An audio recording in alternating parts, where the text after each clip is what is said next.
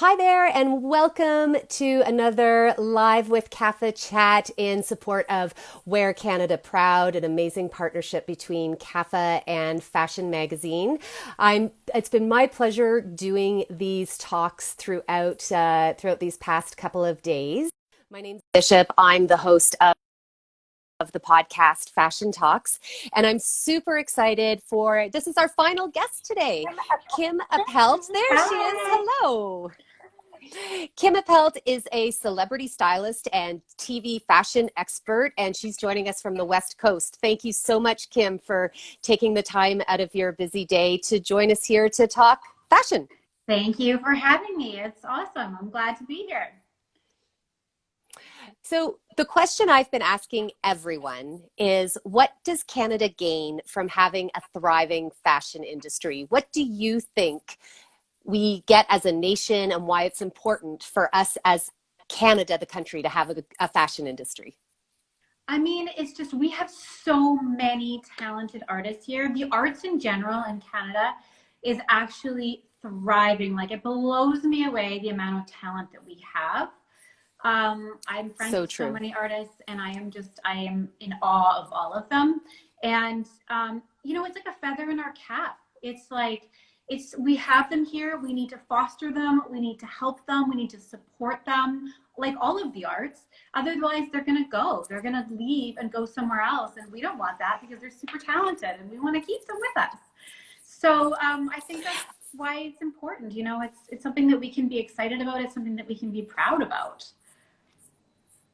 I love how you talk about fashion being an art and being, woven into the support we have for our musicians and our actors and our writers. That it's part of that whole cultural community that we have here in Canada, no? It is. We have the most amazing arts community. And I'm originally from Winnipeg, and I have to tell you, Winnipeg is an absolutely amazing musical community, and I find that in all over Canada. It's so crazy and so beautiful, and we're so small. We're like the size of California, our entire country's population. And there's so much talent, so it's pretty cool. There is so much talent, and you're quite tapped in with the entire nation of talent. But I want to ask you specifically about the West Coast, because I know you do a lot of work in our Western provinces. How would you describe the vibe of our West Coast fashion industry? How would you describe it to people who haven't had the pleasure of coming out to that part of our country before? That's a great question. And the fun part about being a fashion stylist and getting to work all over the country and in many different countries is that I really get to see the change. And sometimes I'm seeing the change from one day to the next. I could be in Vancouver one day and the next time in Toronto. And oftentimes if I'm packing very different looks. Like the West Coast is very casual. I mean, they're a stunning, Vancouver's stunning, and it's an outdoor city, right? And so a lot of their living happens outside, and so they really have the designers that are creating for that. Like, one of my favorites there is Public Myth. I just did a collaboration with them. They do active wear. It's made in-house. It's made organic, bamboo. And so when I'm working in Vancouver, it's a little more funky. It's a little more like LA, top knots, big sweaters. And then I'm flying to Toronto and I'm putting on my Smythe blazer and my loafers, and I'm a little bit more proper. And that is the absolute beauty. I mean, but you also have designers like Jason Matlow, who I love and supported for, I went to his 10-year anniversary. A true atelier. He's amazing at custom. He's done some of the most beautiful red carpet designs. So even though he lives in the West Coast, he actually is like, a stunning dressmaker. So, I mean, I wouldn't say it's fair to the West to say they're more casual, but the flavor is very different. I feel like the West Coast is more boho. It's a little more relaxed. Do you find that lends itself to sustainability as well? Like, when I think of some of the brands from the West Coast, I also think of brands that are using organic cottons or doing slow production and just thinking a little more conscientiously. I mean, that's something we're seeing in fashion across the board, but is there that community in the West as well? Oh yeah, I think it's a huge movement across the board, and it's so important, and it's something that's really important to me. And I have a YouTube channel, and that's something that I'm really starting to take on. So instead of promoting consumerism and fast fashion, I'm talking about slow fashion and maybe looking at Value Village. I did a collaboration with them a few years back, and Yes. so yes, the West Coast definitely has that. They've had it for a long time. They had Eco Fashion Week. But I feel like it's happening across the board that everyone is interested, and especially in light of what has just happened.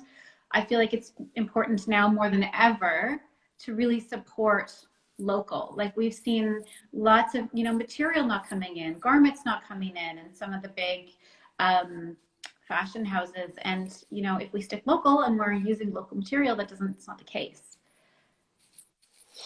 So you brought up, I'm so glad you brought up your YouTube channel, because I was watching some of your videos the other day and I got so many great style tips. And something Awesome. I was thinking as it relates to this Wear Canada Proud event is, obviously it's a great place to go to just to browse and discover the breadth of talent we have here in Canada, be it active or shoes or, more casual wear, more formal wear.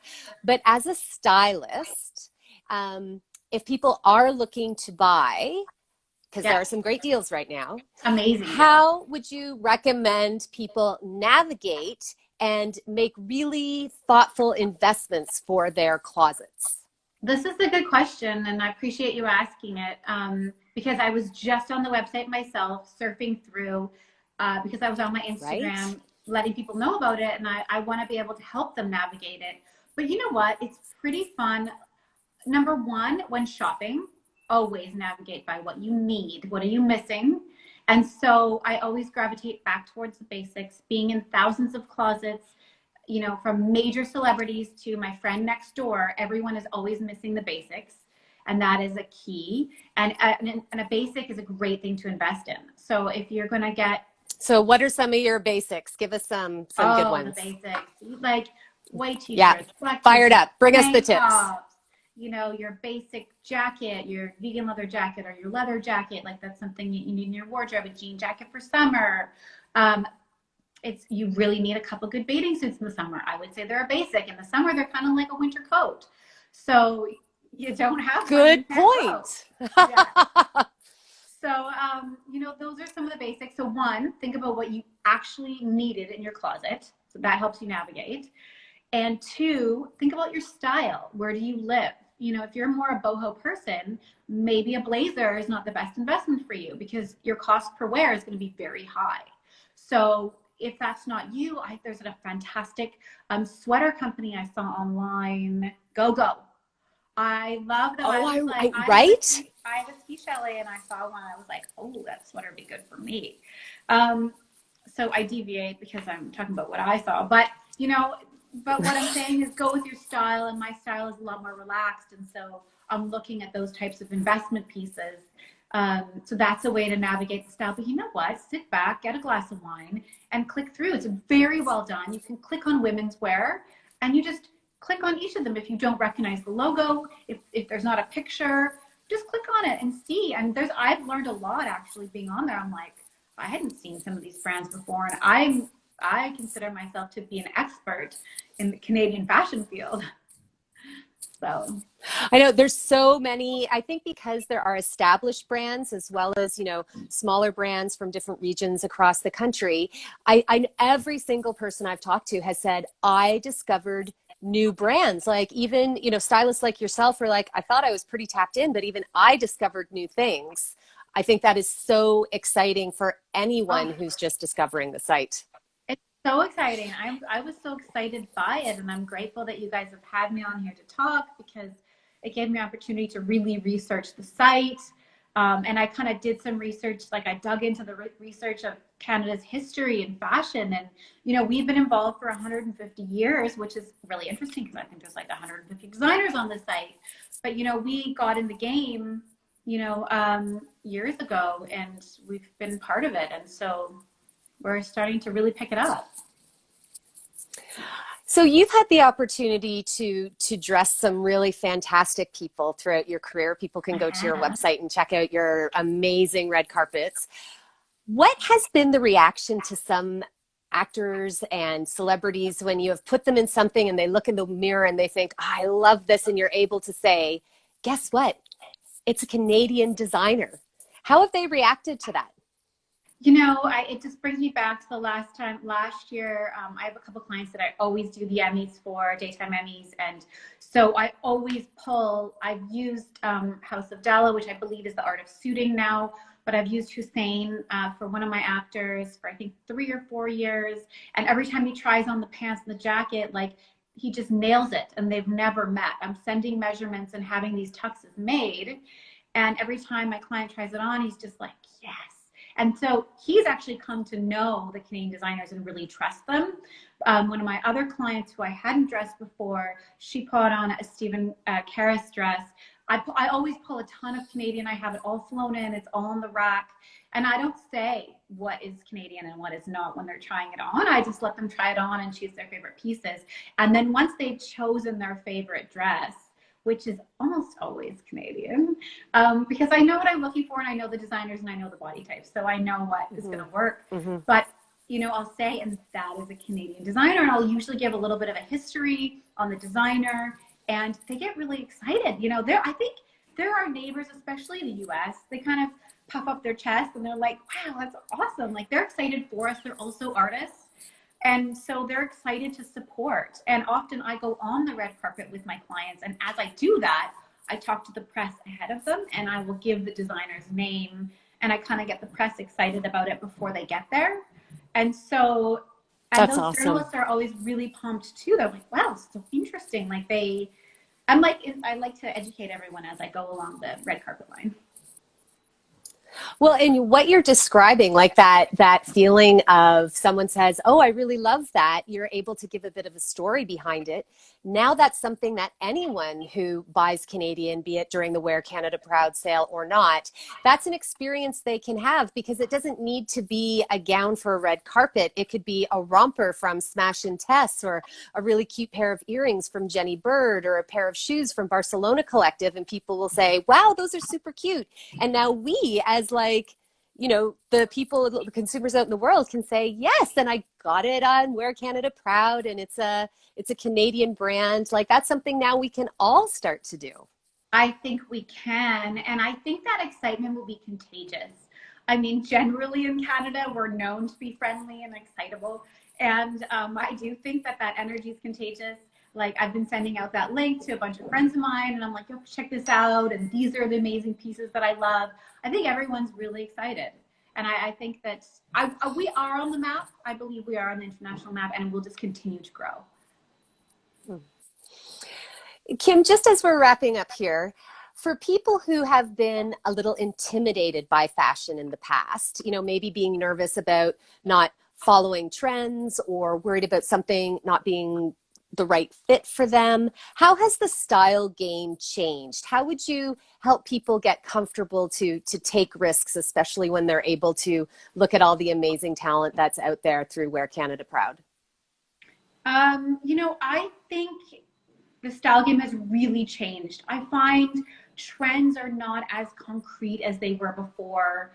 They're a little more fluid. There's a lot more access. Like, before, the fashion world used to be, you know, really contained. We had to wait till the magazines came out to see what the trends were, but now everything's instant, and they're changing, and there's a lot more fluidity to it. So it's more about your body type, your style. Who are you, and what do you choose to pull from that? And that's kind of what I talk about on my YouTube channel. Like, I don't believe that, I mean, fashion is fun. It's obviously something I love and you love, but, you know, it's not about putting on some armor.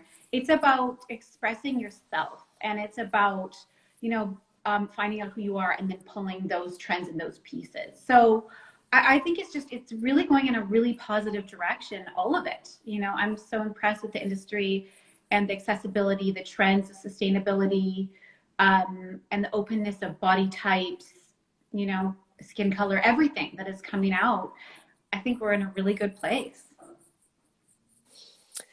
I couldn't agree more. And I was just having this vision of people sitting with their computer, with your website open, watching the YouTube videos and taking those tips and going to Wear Canada Proud and having a little sip of vino. What a wonderful way to spend an evening tonight. Yes, do it. Get your glass of wine. Click on Wear Canada Proud. Go through all the designers. There's some great sales on there. Great jewelry. Like I'm wearing Talia Designs. This is like a gold paperclip necklace. These are Jenny Bird earrings, beautiful. which I love. I mean, there's so many pieces on there. You need a new macaje leather jacket. I saw they have a sale. Some of my faves, they're there. And why not? You're browsing Instagram. You may as well shop online. Well, and it's such a great opportunity to, if you are able to shop, to get like those staples, like you said, a macaje leather jacket. There's lots of other outerwear brands. And just, maybe it's gift giving. Maybe you're just in a position where your closet needs like a new bathing suit or something like that. It's a great time because, as you said, there are some killer deals. And I don't want a deal, said no one ever. So it's a great time to shop. Like maybe you don't have a huge budget, but there are some sales there, and these are quality products, right? Like made in-house. So I always believe those things are a good investment, and I've seen some amazing pieces on there. Definitely worth, putting your dollar there, and you're also putting your money back into the Canadian economy. So that's a real gift to not only our artists, but back to ourselves. Kim, thank you so much for taking the time to chat Canadian fashion with me today. You are our final chat on the CAFA channel. There's one more happening on Fashion Canada, but I really appreciate you supporting the industry, supporting Wear Canada Proud. And I hope everyone goes and checks out your YouTube channel so that they can get some great tips for the upcoming summer season. Yes, go check it out. You guys will love it. So many great things. Bye. Take care. Thanks so much. Thank you. Bye. Bye.